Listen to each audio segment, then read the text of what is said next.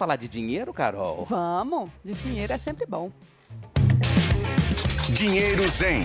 Dicas de finanças com Samuel Barbie. E aí, Samuel? Fala, Samuca, bom dia. Fala, Tonton. Fala, Carol. Bom dia, é um prazer estar aqui com vocês. Vamos falar de dinheiro, de como sair da pobreza por meio das lições do Silvio Santos. Talvez não sair da pobreza, mas sair de uma classe média e passar a ser bilionário também. Pode ser uma boa ideia, hein? Boa. Ótima ideia, bom dia. Espero que ele coloque aí que quem acorda cedo já tá no topo da lista, viu? É o primeiro ali, já anota, já coloca esse cheque na sua lista aí, ó. Deus ajuda quem cedo madruga, né não, Samuca?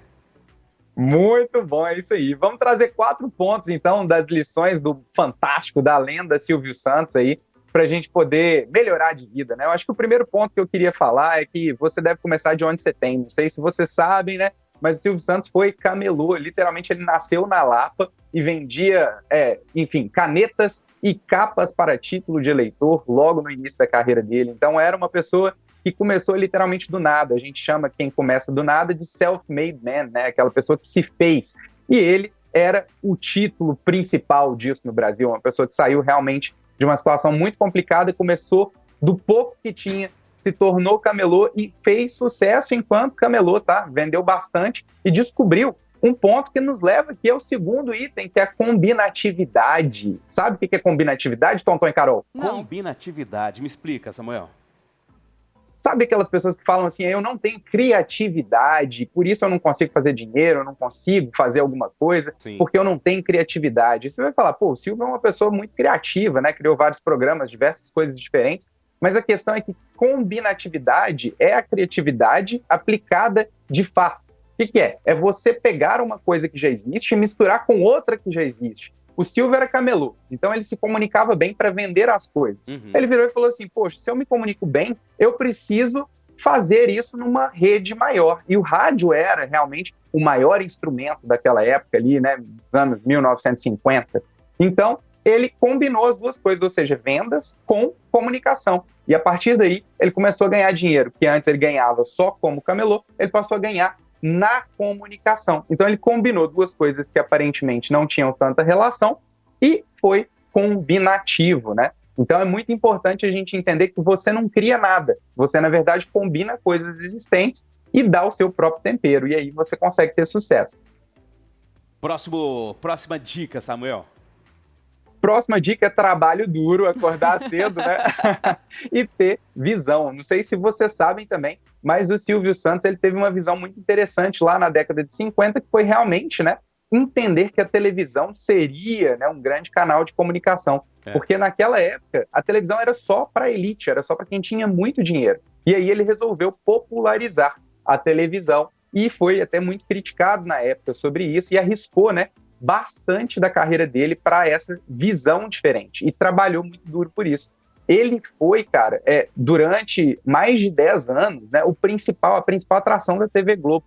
E ele abandonou a TV Globo como um dos maiores, né, apresentadores ali da televisão para poder criar, fundar o seu próprio canal. Então ele teve muita visão, mas além da visão, trabalho duro e acordar cedo todo dia, né?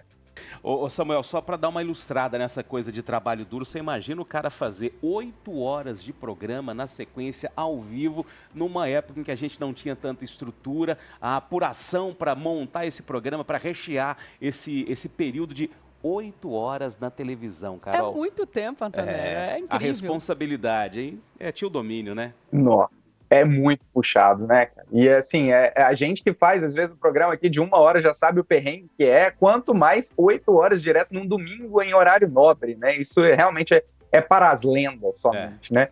E aí, cara, o último tópico que eu queria falar era a diversificação. Olha só, o Silvio Santos, ele acreditou nele o tempo todo, ele investiu nele, ele investiu na carreira dele, mas muito além disso, né? Ele abriu diversos negócios diferentes e ele sempre foi aquele camelô lá do início da carreira dele, porque ele abriu Jequiti, ele abriu Pan-Americano, ele investiu no setor financeiro, ele investiu no setor de cosmético, hotelaria e abriu diversas frentes de investimento que ele entendia, né?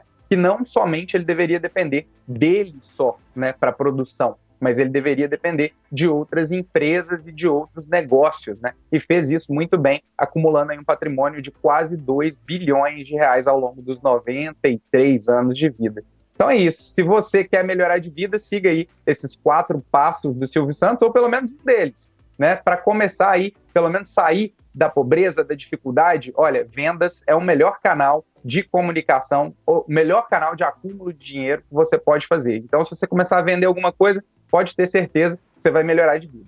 Ô Samuel, eu já ia te perguntar isso. Gente, fala uma dica prática pra gente aí, porque a gente, claro, vai se espelhar, né? Você trouxe 4 tópicos importantíssimos aí, mas é isso mesmo, a gente olhar e falar, olha, eu já faço isso, mas eu tenho talento para aquilo, então vou colocar isso no mercado também. E nessa coisa também de perder um pouco desse medo, a gente fica muitas vezes na zona de conforto, né, Samuel? Ah, não, mas isso não vai dar certo, se eu tentar e der errado. E é encarar mesmo, acho que a história do Silvio Santos mostra muito isso, né? Eu tô aqui nesse lugar, mas nada impede que eu chegue ali num topo muito mais alto, que eu fale para milhões de pessoas. É ter um pouquinho também essa coragem, né, e fazer o diferente.